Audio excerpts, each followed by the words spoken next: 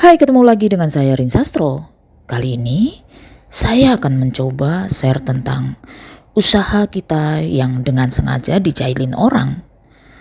Ya padahal kita nggak usil sama orang lain.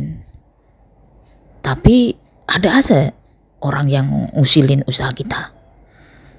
Dan yang paling dahsyat, usaha itu yang sering diganggu usaha itu jualan makanan. Kenapa saya bisa bilang begitu?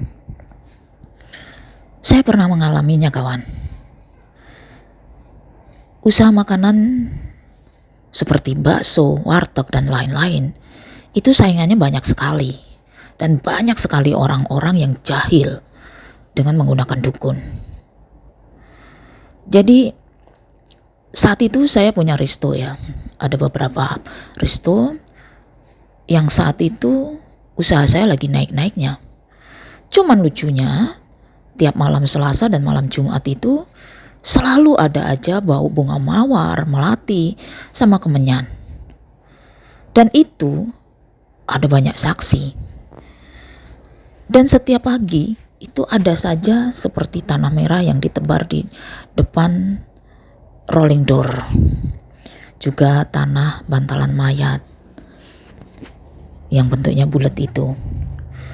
Jadi setiap ada orang yang lewat itu dibilang resto saya tutup. Ya begitulah. Banyak orang yang iri karena resto saat itu sangat ramai. Ya kadang sedih, kecewa, sakit hati, dan mau gimana lagi. Tapi masalahnya saya nggak mau gila kayak orang itu, main dukun atau sekedar balikin kirimannya. Ya udah, saya diemin aja. Meskipun pada akhirnya saya mengalah dan lebih baik pindah. Karena itu sudah jadi penyakit. Karena orang iri itu susah untuk disembuhkan. Penyakit iri itu paling penyakit yang mengerikan. Hal gini kan repot ya. Ketika kita tahu kita pun gak bisa berbuat apa-apa.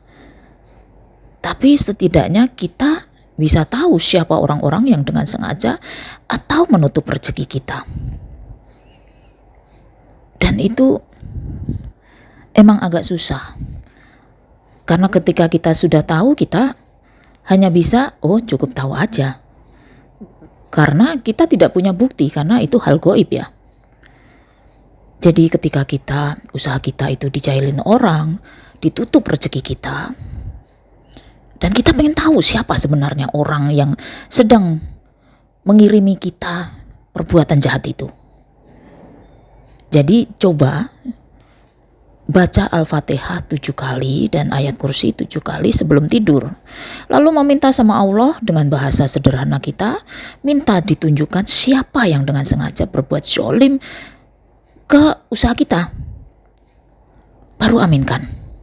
Lalu kita tidur. Nanti insya Allah akan terlihat orang itu di dalam mimpi kita. Siapa yang berbuat zolim itu. Kalau belum berhasil, ulangi lagi sampai 7 hari. Insya Allah itu pasti kita ada mimpi. Tapi jangan dengan catatan hati kita jangan mikir yang aneh-aneh ya. Atau mentang-mentang kita lagi musuhan sama tetangga, yang dibayangin tetangga kita itu. Jangan.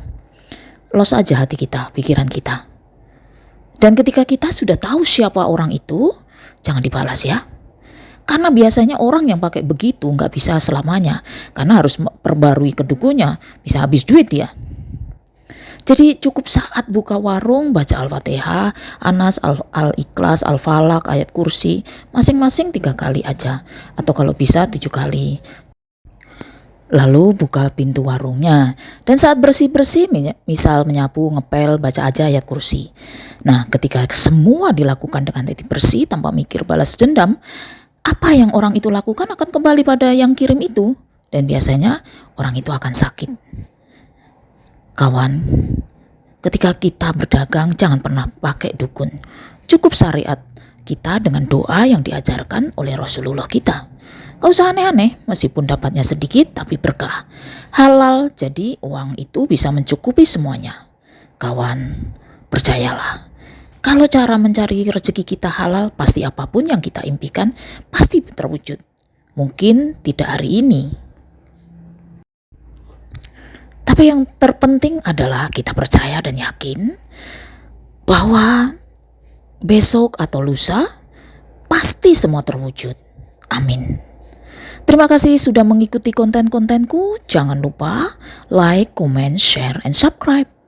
Bye-bye.